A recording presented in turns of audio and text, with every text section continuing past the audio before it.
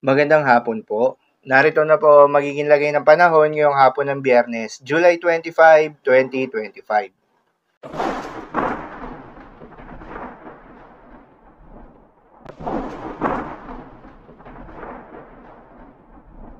Sa kasalukuyan at ayon sa pag-asa, bahagyang humina itong si Bagyong Emong habang tinatawid ang bulubundukin ng Cordillera Central.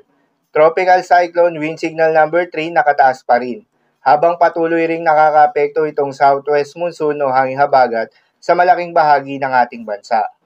Ito nga si Bagyong Emong ay bahagyang humina habang tinatawid ang Cordillera Central at inaasahang lalabas na nga ito ng Luzon landmass. Huli nga itong namataan sa vicinity ng Calanasan, Apayao, taglay ang lakas ng hangin na umaabot sa 90 km per hour malapit sa gitna at pagbugso na umaabot sa 160 km per hour. Kumikilos north-northeastward sa bilis na 60 km per hour.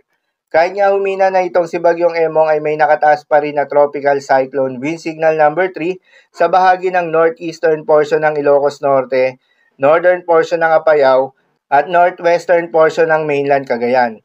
Habang tropical cyclone wind signal number 2 naman sa nalalabing bahagi ng Ilocos Norte, northern portion ng Ilocos Sur, nalalabing bahagi ng Apayao, northern portion ng Abra, Batanes, at northern and western portion ng mainland Cagayan.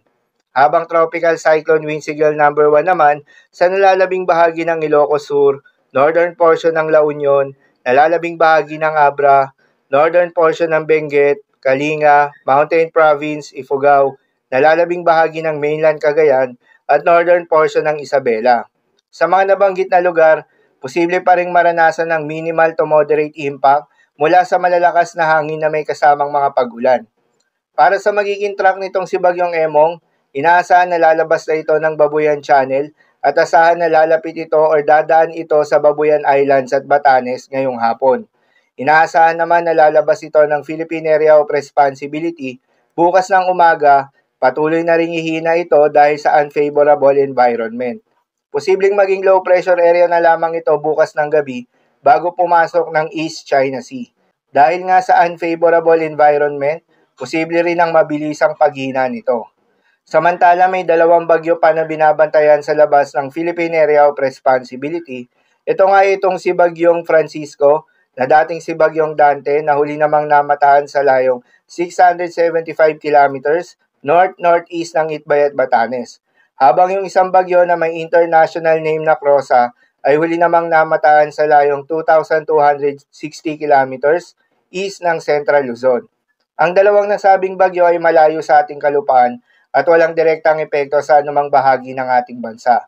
Ngunit bahagya pa rin nilang hinahatak ang southwest monsoon o hanging habagat. Para sa magiging development ng mga ito, patuloy lamang magantabay sa mga update nating ilalabas at ng pag-asa. Dahil nga sa epekto nitong si Bagyong Emong, may mga banta pa rin na malakas na mga pag-ulan, asahan ng intense to torrential rain sa may Ilocos Sur, Ilocos Norte, La Union, Pangasinan, Abra at Benguet.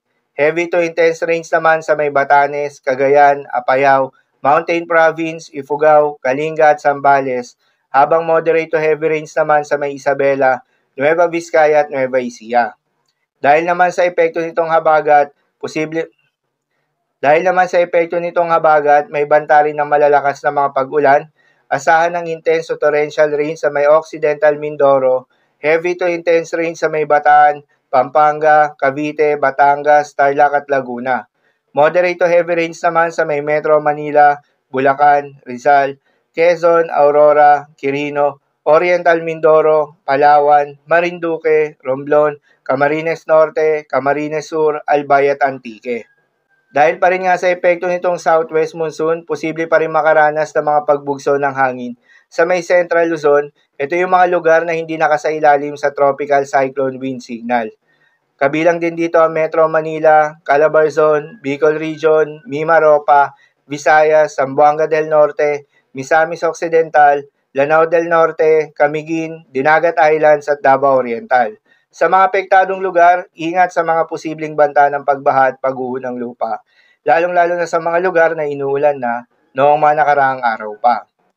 Para naman sa magiging lagay ng mga dagat baybayin, ayon sa pag-asa ay may nakataas pa rin tayo na gale warning sa mga seaboards ng western coast ng Ilocos Norte, Ilocos Sur, La Union, Pangasinan, Zambales, Batanes, Cagayan, kabilang na ang Babuyan Islands, Isabela, northern coast ng Ilocos Norte, Bataan, at northwestern coast ng Occidental Mindoro.